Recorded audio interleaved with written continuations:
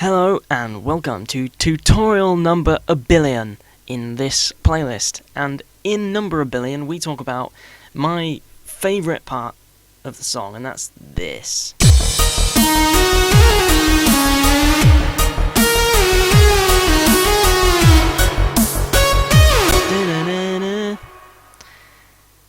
Yeah, okay, well, and specifically talk about this lead.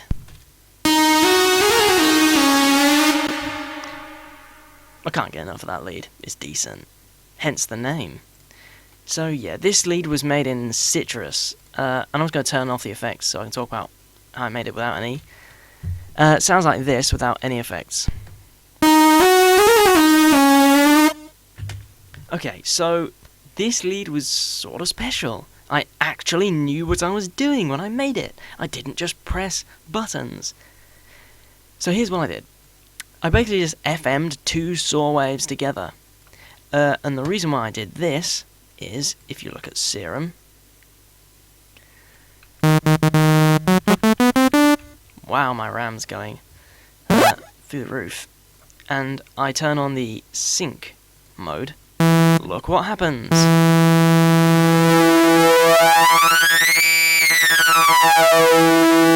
So it effectively increases the pitch of the wave, or more accurately, increases the frequency of the wave. But what it does is that it forces it to start to have the same wavelength. It forces it to restart when it would have normally restarted anyway.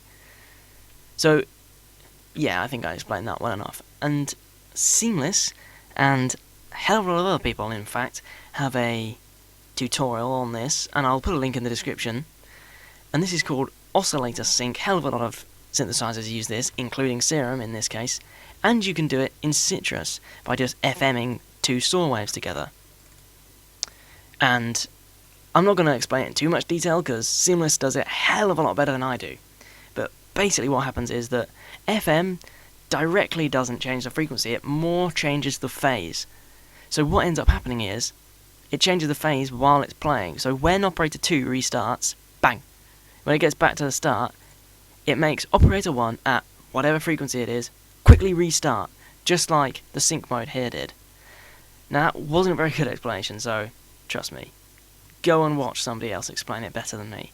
But I was just screwing around with Oscillator Sync and I really like the way it sounded. I really like how you can, do this and it goes a bit. I really like that sort of effect, so I'm going to be using this a hell of a lot more. But did I do anything here, I wonder? Yes, indeed I did. I actually put an LFO on this. So I put an LFO on the modulation amount, the FM amount. And you can hear it as it goes, and that's because this is going like this while you play it automatically. So without it, with it, it's pretty slow though. So after this, I routed 1 through the effects, which is actually, the result of 1 and 2 being FM together. They went out through the effects, and I added a little bit of chorus to that. And number 3 went straight out, and this is just a plain saw wave, because without it, it's a bit thin. So I decided to add just a plain saw wave, dead in the center, no FM going around, no chorus, no panning, none of that. Just a plain saw wave. Whoops.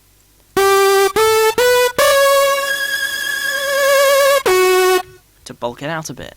There's also vibrato, and I've talked about this already, but to do it, go to global pitch, turn that on, and then anything you do to the pitch in operator 1 will be done globally. So with global pitch on, anything in this pitch section of operator 1 will be done to every single other operator.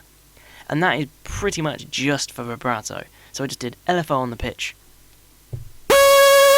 There's your vibrato. So without it, with it, sounds so much nicer with it. And in effects, we have an EQ.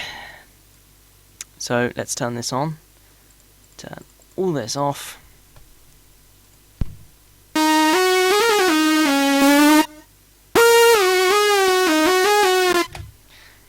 yeah.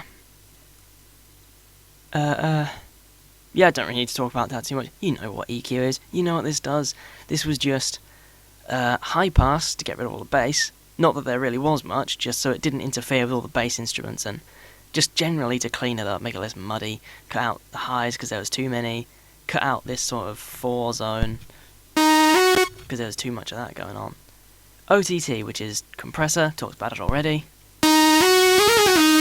makes it a hell of a lot fatter, and that was with a PH.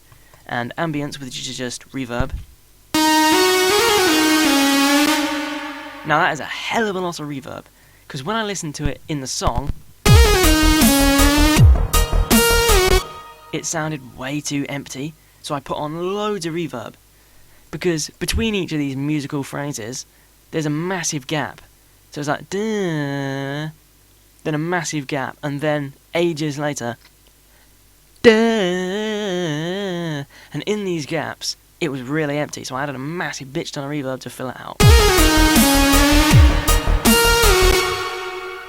And then these, EQ and ambience, is a low pass. Forget low pass or high pass, I always use the wrong one. And another massively long reverb with the dry all the way off. And the reason why is because somewhere, if I can find where I used it, here. This was to make it more similar to what I did to this growl at the start. This was to make it more washed out and vague and all that crap, so... What the fuck?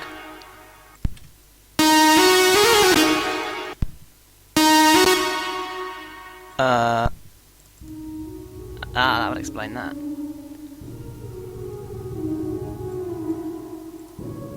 So you can see this very slowly moving up. So that's just to make it really, really sort of washed out and vague and blurry. And then an automation clip slams the mix level of these to 0 as soon as it gets to here. So you can hear it in all of its glory. And that just about does it for this sound, I think. Well, no, it doesn't just about do it. That does it for this sound. That was it. The reverb turns back on again here as it fades back in. Yep, that's it. That's that lead. What a lovely lead. I've got to remember to link that seamless video in the description, but in the meantime, see you in the next tutorial. I think I'll probably talk about that. So I'll see you there.